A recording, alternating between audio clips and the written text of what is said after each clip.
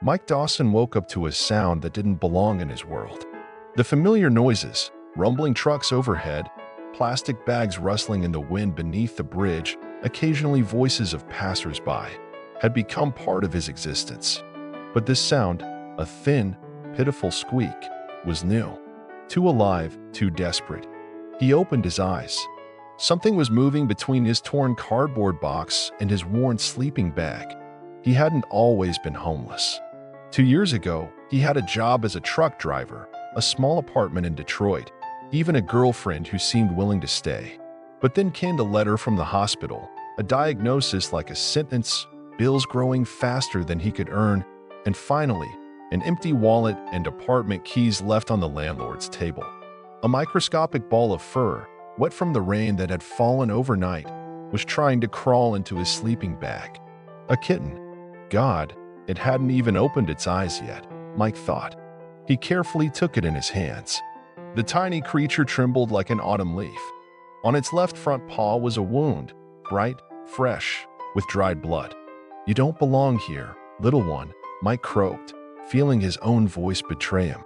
He hadn't spoken to anyone in a long time. The kitten closed its eyes in response and nestled against his palm, seeking warmth. In Mike's pocket lay $27.43, everything he had managed to collect in a week. This was supposed to last him until the end of the month. He looked at the kitten. The clock on his phone, which miraculously still worked, showed 7:34 a.m. The Paws of Hope veterinary clinic opened at 8. He knew this because he passed it every day on his way to the intersection where he begged. The rain started falling again. Mike wrapped the kitten in the only clean towel he had and tucked it inside his jacket. The warmth of the tiny body penetrated through the thin fabric of his t-shirt. "You found the wrong owner, friend," he muttered, gathering his things. He couldn't leave anything valuable while he was gone. If his belongings were stolen, days of hunger awaited him. At 8:15, Mike stood at the doors of the veterinary clinic. He knew he looked terrible. 3 days without a shower, a beard he hadn't trimmed in ages, clothes that smelled of the damp life under the bridge. A woman with a pug on a leash gave him a wide berth. The bell above the door jingled cheerfully as Mike entered. The girl at the reception desk, young, with blonde hair gathered in a careless ponytail, looked up from her computer. Her eyes widened when she saw Mike, but her expression remained professional. "How can I help you?" she asked. The kitten stirred under his jacket, and Mike carefully took it out. "I found it under the bridge. I think something's wrong with its paw." The girl immediately rose from behind the counter and came closer. Her gaze changed, now showing compassion, but not for him, for the tiny creature in his hands. "Oh my goodness, it's so tiny. Let me see." She took the kitten from his hands and examined the wound. "It needs help immediately. The paw could get infected." Mike shifted from foot to foot, feeling awkward. "How much? How much will it cost?" The girl met his gaze, and he saw how she instantly understood everything. She assessed his worn clothes, tired face, the hesitant posture of a man used to hearing refusals. "I'm Sarah," she said unexpectedly. "Can you wait? I'll talk to the doctor." She disappeared behind the door, holding the kitten, which suddenly seemed so vulnerable in someone else's hands to Mike. Someone else was now deciding its fate. As always. While waiting, Mike tried not to think about giving away all his money, and that was the best-case scenario. Maybe he'd have to work here, cleaning kennels or something. He thought about the night awaiting him under the bridge, about an empty stomach and new disappointment.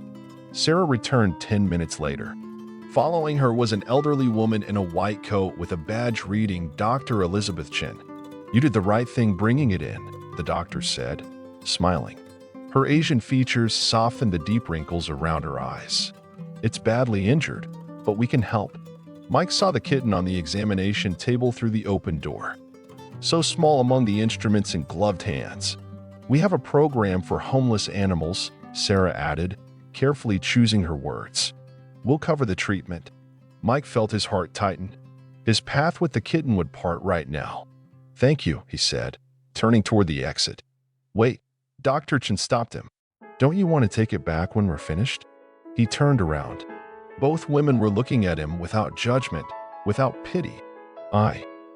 He faltered, not knowing how to explain his life, his inability to even feed himself, let alone an animal. I live under a bridge. It's no place for a kitten. Sarah and the doctor exchanged glances. Would you like some coffee? Sarah offered. This will take a few hours. There was something in her voice that Mike hadn't heard in a very long time. Respect. And for the first time in many months, he allowed himself to believe that maybe something could change.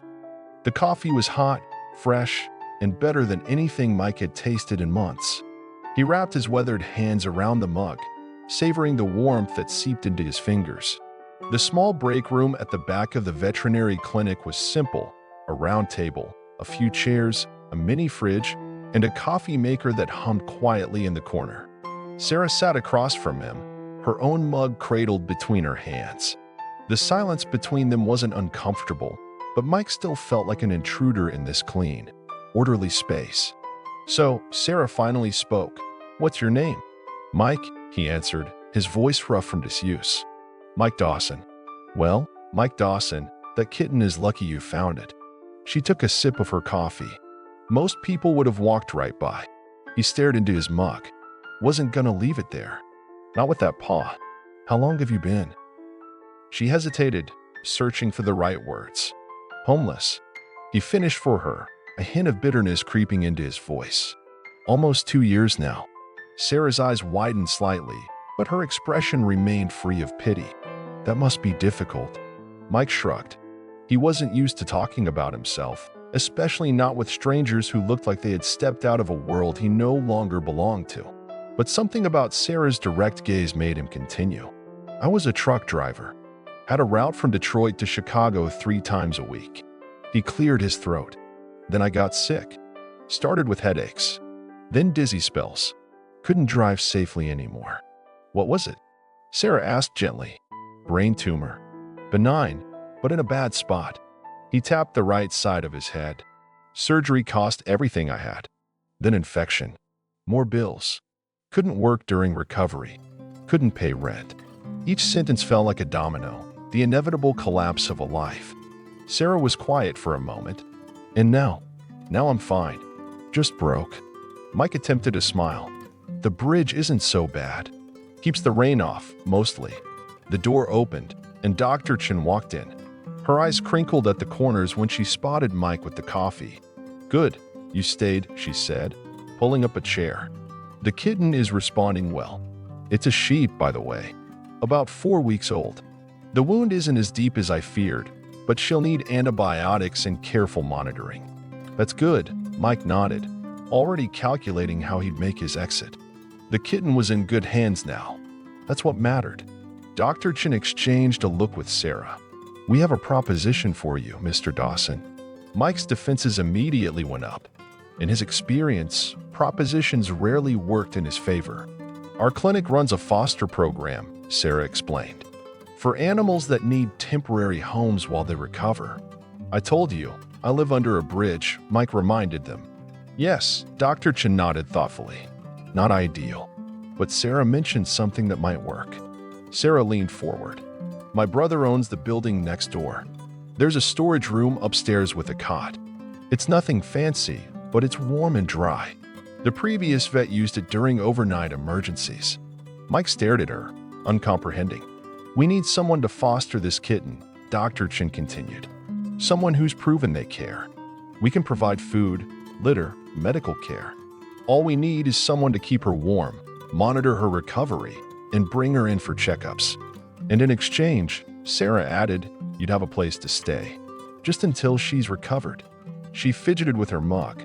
About 3 weeks, give or take. Mike's throat tightened. It had to be a joke. People didn't just offer homeless strangers a place to sleep. Why? The question escaped before he could stop it. Dr. Chen's eyes softened. Because that kitten trusts you. And you brought her to us instead of using your money for food. She stood up. Come, she's waking up. You should see her. Mike followed them to the treatment room, still dazed. In a small incubator, the kitten lay on a blue towel, her tiny body rising and falling with each breath. Her injured paw was bandaged, making it look twice its actual size. As they approached, she lifted her head weakly and let out a thin mew. She needs a name, Sarah said. Mike studied the kitten's gray fur, marked with faint tabby stripes. Despite everything she'd been through, her eyes, now open, held a fierce glow. Shadow, he said quietly. Her name is Shadow. That afternoon, Mike found himself standing in a small room above the veterinary clinic. A narrow window overlooked the street. There was a cot with clean sheets, a small table, a chair, and an old mini-fridge. In the corner, a makeshift litter box and a soft pet bed waited for Shadow. Bathrooms down the hall, Sarah said, handing him a key. There's a shower too. Towels in the cabinet. Mike took the key, his hand trembling slightly. I don't understand why you're doing this. Sarah considered him for a moment. Everyone deserves a second chance, Mike. You, Shadow. She smiled. Maybe you need each other. After she left, Mike sat on the edge of the cot, overwhelmed. He placed Shadow's carrier on the floor and opened the door. The kitten didn't emerge immediately, cautious in the new environment. It's okay, he whispered. We're both starting over. Outside, the first stars appeared in the darkening sky. For the first time in 2 years, Mike Dawson wasn't watching them from beneath a bridge. And for the first time in longer than he could remember, he felt the faintest flutter of something he'd almost forgotten: hope. But as he drifted off to sleep that night, a shadow of doubt crept in. Tomorrow, he'd need to return to the bridge to collect the few possessions he'd left behind. And in that world, his real world, second chances rarely came without a price. The morning light filtered through the dusty window of Mike's temporary room. For a disorienting moment, he couldn't remember where he was. No rumble of trucks overhead, no damp smell of river water. Instead, a soft warmth pressed against his side, Shadow, curled into a tiny ball, her bandaged paw tucked under her body. Mike carefully shifted to avoid disturbing her. He hadn't slept this well in years. The cot wasn't luxurious, but compared to cardboard on concrete, it felt like a 5-star hotel. Shadow opened one eye, yawned, and stretched her tiny body. The bandage on her paw looked stark against her gray fur. Morning, Mike murmured, gently running a finger down her back. She responded with a purr that seemed impossibly loud for something so small. A knock on the door made them both jump. Sarah stood there, already dressed in her clinic scrubs, holding a paper bag and a cup of coffee. Breakfast, she announced, stepping inside. Nothing fancy, just a bagel and coffee. How's our patient? Good, I think. She slept all night. Mike accepted the offered items, embarrassed by the growl his stomach gave at the smell of food. Sarah knelt to examine Shadow, who allowed herself to be picked up with surprising tolerance. She needs her antibiotics. I'll take her down for a quick checkup while you eat. When they were gone, Mike devoured the bagel in 4 bites. Real food, hot coffee, a night in a real bed. It felt surreal, like he'd stumbled into someone else's life. But reality was waiting. He needed to retrieve his belongings from under the bridge. Everything he owned in the world fit into one backpack, but those meager possessions were all he had. After finishing his coffee, Mike made use of the shower, standing under the hot spray until his skin turned pink. He put his clothes back on, still dirty, but at least he wasn't. When Sarah returned with Shadow, she also handed him a faded blue t-shirt. My brother left some clothes. Thought you might want something clean. Mike hesitated before accepting it. Thank you. I need to go back to the bridge today. Get my stuff. Sarah nodded. I figured. Shadow should rest, but she'll be fine here for a few hours. She paused. Will you come back? The question hung between them. Mike understood what she was really asking. Could she trust him? Yes, he said firmly. I'll be back. The walk to the bridge took 20 minutes. Each step felt heavier as Mike approached his old home.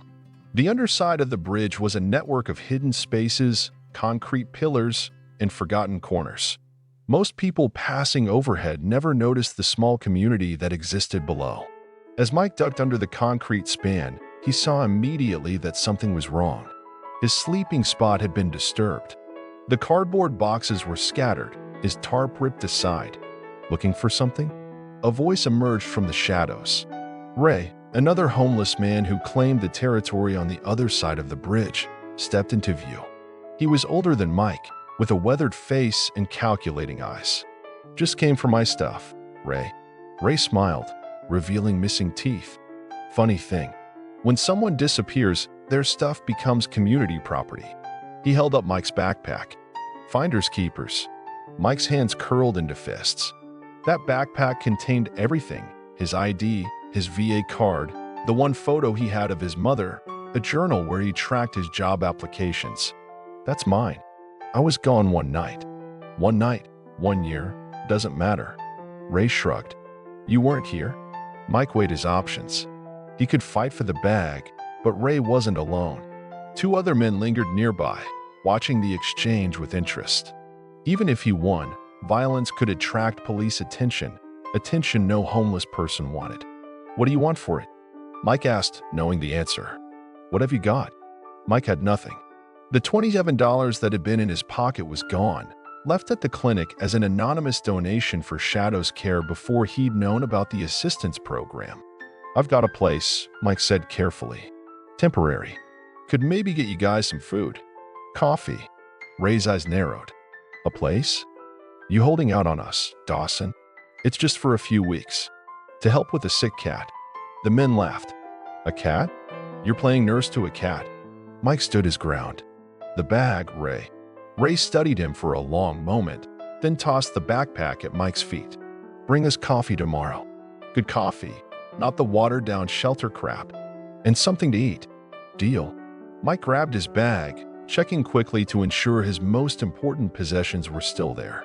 His ID was gone, probably sold already, but the photo and journal remained. As he turned to leave, Ray called after him. This place of yours, is it warm? The question caught Mike off guard. Behind Ray's hardened expression, he glimpsed something familiar, the same desperate hope he'd felt when Sarah had offered him the room. Yeah, he answered honestly. It's warm. Back at the clinic, Shadow greeted Mike with a wobbling run across the floor, her bandaged paw held slightly aloft. The sight of her, this tiny creature so happy to see him, sent an unexpected wave of emotion through his chest. Sarah looked up from filling out charts at the small table. Everything okay? Mike nodded, not trusting his voice immediately. He set down his backpack and scooped up Shadow, who began purring immediately. She missed you, Sarah said with a smile. Refused to eat until just now. That evening, after the clinic closed, Sarah brought up a proper dinner, pasta with actual vegetables and meat sauce. They ate together in comfortable silence until Sarah finally spoke. Dr. Chin was impressed with how you handle Shadow. She mentioned we could use some help around the clinic. Mike looked up, suspicious. What kind of help? Nothing complicated. Cleaning kennels, feeding the animals, maybe answering phones eventually. She twirled pasta around her fork. It's part-time, but it pays. Why? The question came out more sharply than he intended. Why would you hire someone like me? Sarah set down her fork. Someone like you? Homeless. No address. No phone. No recent work history. Someone who notices a kitten in need when most people walk by, she countered. Someone responsible enough to use their last dollars to help instead of feed themselves. She shrugged. The job's yours if you want it. Think about it. After she left, Mike sat on the floor, Shadow playing with a piece of string in his lap. A room. A job. A second chance. It felt too good to be true, and in Mike's experience, if something seemed too good to be true, it usually was. Shadow batted at the string, her injured paw already looking better. Her complete trust in him was unnerving. He'd never had anyone depend on him like this, not since his mother died. As darkness fell, Mike couldn't shake Ray's question from his mind. Is it warm? Yes, it was warm here. But for how long? 3 weeks, they'd said. Then what? Shadow climbed onto his chest as he lay on the cot, her small body rising and falling with each breath.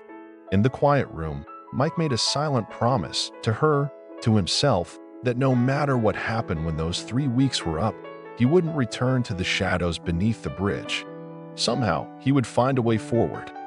Mike's first official day at Paws of Hope began at 7 a.m., an hour before the clinic opened. Sarah handed him a pale blue staff shirt with the clinic's paw print logo embroidered on the pocket. It might be a bit big, she apologized, but it's clean. He fingered the fabric, soft from countless washes, and felt a surge of something he hadn't experienced in years: pride. A uniform meant belonging, purpose, legitimacy. "Perfect," he said quietly. The work wasn't glamorous. Mike cleaned kennels, mopped floors, did laundry, and took out trash. But for the first time since losing his trucking job, he felt useful. Dr. Chin showed him how to properly hold the animals during examinations. By lunchtime, he had assisted with 3 dogs, a rabbit, and an elderly cat with arthritis. "You have gentle hands," Dr. Chin observed as Mike successfully calmed a nervous terrier. "The animals trust you." Shadow spent the day in a special enclosure near the reception desk where Sarah could monitor her. Clients cooed over the tiny kitten, and several asked about adoption. Each time, Sarah would glance at Mike, who pretended not to hear, his chest tightening at the thought of Shadow leaving. At the end of his shift, Mike counted the cash from his first day's pay. Not much, but it was honest money. He tucked most of it into his backpack, keeping enough for the coffee and food he'd promised Ray and the others. As he passed a convenience store on his way to the bridge, he hesitated. His old life beckoned from beneath the concrete span, the familiar faces, the freedom from expectations. It would be easy to grab his backpack, take Shadow, and disappear. Instead, he bought 3 large coffees and a bag of sandwiches, then headed under the bridge. "Well, look who's back," Ray called when he spotted Mike. "Thought you might have forgotten your old friends." Mike set down the food and drinks. "A deal's a deal." Ray's companions emerged from their spots, eyeing the offerings suspiciously before grabbing them. Ray himself seemed more interested in Mike than the food. "So, this cat doctor lady," Ray said between bites, "she got you working for her now?" Mike nodded, uncomfortable with the scrutiny. "Must be nice," Ray continued, his tone sharpening. "Getting special treatment. What did you do to deserve that?" "Nothing." Mike kept his voice neutral. "Just luck." Ray snorted. "Luck? Sure." He leaned closer, coffee on his breath. "You watch yourself. These do-gooders, they like to feel important helping someone like you. Then they get bored and find someone new. It's just temporary," Mike reminded him, and himself. "Everything is." Ray gestured around at their concrete shelter. "Even this paradise." Walking away from the bridge, Mike couldn't shake Ray's words. What if he was right? What if Sarah and Dr. Chin were just going through a phase of charity? The thought made his skin crawl with shame and doubt. When he returned to the clinic, he found Sarah in his room, changing Shadow's bandage. The kitten had graduated from wobbling to proper walking, though she still favored her injured paw. "There was a guy looking for you today," Sarah said casually, not looking up from her task. "Said he was an old friend." Mike froze. What did he look like? Older, beard, army jacket. Seemed a bit intense. She secured the clean bandage. "I told him you weren't available." Ray. He'd followed Mike back to the clinic. "Did he say what he wanted?" Sarah shook her head. "Just that he'd come back." She finally met his eyes. "Is everything okay?" "Fine," Mike lied, his mind racing. Why would Ray come looking for him? "Just someone I used to know." That night, after Sarah left, Mike sat by the window watching the street below. Shadow played at his feet, attacking a small toy mouse Sarah had brought her. The kitten's transformation amazed him. In just a few days, she'd gone from a trembling, wounded creature to a playful ball of energy, her trust in the world restored. His phone buzzed, another miracle of his new life. Sarah had given him a prepaid phone for work, programmed with the clinic's number. He'd never expected to own a phone again. "Hello?" he answered cautiously. "Mike? It's Sarah. Just checking that everything's okay." Her voice sounded different over the phone, quieter, more intimate. "All good. Shadow's playing like crazy." "That's great." A pause. "Listen, tomorrow's my day off, but I was thinking. Shadow should get some fresh air. Nothing crazy, just the park across the street. Would you want to bring her? I could show you how to use the harness." "Like a walk?" Sarah laughed. "Yes, like a walk. And maybe lunch after? There's a sandwich place that doesn't mind kittens on the patio." The invitation hung in the air. Not work. Not charity. Lunch. With Sarah. Like normal people. "That sounds good," he managed. "Great. 10 o'clock. Her enthusiasm was obvious even through the phone. After they hung up, Mike sat staring at the device in his hand. Was this a date? Or was Sarah just being kind to the homeless man she'd rescued, like she would to one of her animal patients? Shadow climbed into his lap, demanding attention. As he stroked her soft fur, Mike realized something important. For the first time since becoming homeless, someone was seeing him as a person, not a problem. Whether Sarah's invitation was friendship or something more didn't matter. What mattered was that in her eyes, he wasn't defined by his circumstances. The following morning, Mike woke before dawn, anxiety twisting his stomach. He took extra time in the shower and put on the cleanest clothes he had, jeans without holes and the blue clinic shirt. He even attempted to trim his beard with scissors borrowed from the clinic's supply closet. At precisely 10 o'clock, there was a knock at his door. Sarah stood there in jeans and a green sweater, her hair loose around her shoulders instead of in its usual ponytail. She looked younger, more relaxed. "Ready for the big adventure?" she asked, holding up a tiny harness. Shadow, as if understanding, pranced toward the door. The park was small, just a patch of grass and trees between buildings, but to Mike, it felt vast and exposed. He hadn't spent time in public spaces for pleasure in years, only for necessity. Shadow, however, showed no such hesitation. She strutted along the path in her harness, investigating every leaf and twig as if conducting important research. "She's fearless," Sarah observed, walking beside Mike. "She doesn't know she should be afraid," he replied. Sarah glanced at him. "And you?" "I've had more practice." They found a bench in the sun, Shadow exploring the area at their feet. For a while, they watched her in comfortable silence. "Why did you help me?" Mike finally asked the question that had been burning inside him. "There are hundreds of homeless people in this city. Why me?" Sarah considered the question carefully. "When you brought Shadow in, you were willing to spend everything you had to help her, even though it meant you wouldn't eat." She shrugged.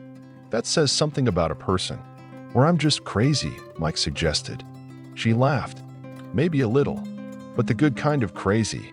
As they talked, Mike felt something shift inside him, a wall beginning to crumble. For 2 years, he'd survived by keeping his distance, staying invisible. Now, sitting in the sun with Sarah, watching Shadow explore her world with unbridled curiosity, he allowed himself to wonder if there might be more to life than just surviving. But as they prepared to leave the park, Mike spotted a familiar figure watching from across the street. Ray. Their eyes met briefly before Ray melted into the crowd. The message was clear. Mike's past wasn't done with him yet. 2 weeks passed in a rhythm Mike hadn't experienced since before his illness. Mornings at the clinic, afternoons learning new skills, evenings with Shadow and often Sarah, who brought dinner or taught him how to cook simple meals on the hot plate she'd provided. Shadow's paw had healed completely, leaving only a small scar as a reminder of their first meeting. The temporary arrangement was nearing its end. 3 days remained before the agreed-upon 3 weeks would expire. Neither Mike nor Sarah had mentioned it, but the unspoken deadline hung between them like a shadow. Shadow needs her final checkup, Dr. Chen announced that morning. After that, she'll be officially available for adoption. Mike nodded, his throat tight. He'd known this was coming. Shadow wasn't his, she never had been. Yet the thought of saying goodbye to the tiny creature who had changed his life made his chest ache. "She's become quite popular," Dr. Chen continued, reviewing her chart. 3 families have already expressed interest. "She'll make someone very happy," Mike managed, not meeting the doctor's eyes. Dr. Chen studied him for a moment. "Yes, she will." That evening, Mike sat on the floor of his room, dangling a string for Shadow, who pounced with gleeful abandon. His backpack leaned against the wall, packed with his few possessions. Whatever happened next, he'd promised himself he wouldn't return to the bridge.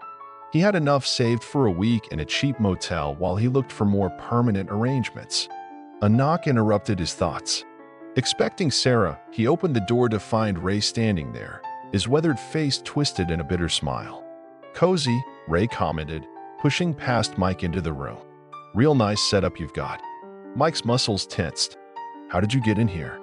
Door downstairs was propped open for a delivery. Ray scanned the small space, his gaze lingering on Shadow. "So this is the famous cat." What do you want, Ray? Ray turned, his expression hardening. What do I want? How about a fair shake? How about not freezing every night while you play house with the pretty vet girl? I didn't ask for this, Mike said quietly. It just happened. Things don't just happen for people like us, Ray spat. Unless you're trading something. He stepped closer. What are you trading, Dawson? What's the price of all this? Before Mike could respond, Shadow darted between them, batting at Ray's shoelace with playful oblivion to the tension. Ray looked down, momentarily distracted by the small creature. Something shifted in his expression, a flicker of softness before the hardness returned. I need a place, Ray finally said. Just for a few nights. Cops are sweeping the bridge. Everyone scattered. The request caught Mike off guard. This isn't my place to offer, Ray. But you could ask your girlfriend. Tell her I'm an old friend down on his luck. Ray's tone turned mocking. Isn't that what she likes? Helping strays. Mike felt a surge of protectiveness, not just for his space, but for Sarah and what she represented. No, he said firmly. I can't do that. Ray's face darkened. Can't? Or won't? Both, Mike replied, straightening to his full height. I'm sorry about the bridge. I'll help you find a shelter or I don't want your charity. Ray shoved Mike hard, sending him stumbling backward. Shadow hissed, her fur standing on end as she retreated under the cot. The sudden aggression startled both men. In that moment of hesitation, the door opened and Sarah appeared, holding a takeout bag. She froze, taking in the scene. What's going on? Ray recovered first, his demeanor instantly changing. Just visiting an old friend, he said smoothly. No harm done. Sarah looked to Mike, who gave a subtle shake of his head. Her gaze hardened as she turned back to Ray. I think you should leave. Or what? You'll call the cops. Ray laughed. On a homeless man visiting another homeless man? No, Sarah replied calmly. But I will ask Dr. Chen's husband to escort you out. He's a former linebacker for the Lions and works security downstairs. A bluff, Mike realized. There was no security downstairs. But Ray didn't know that. After a tense moment, Ray headed for the door. This isn't over, he muttered to Mike. When he was gone, Sarah set down the food and turned to Mike, concerned. Are you okay? Should I call the police? Mike shook his head, coaxing Shadow out from under the cot. He's just desperate. The cops are clearing the bridge. Sarah was quiet for a moment. Your 3 weeks are almost up, she said finally. I know. Mike focused on calming Shadow, avoiding Sarah's gaze. I've got some money saved. I'll find a place. Or, Sarah said hesitantly, you could stay.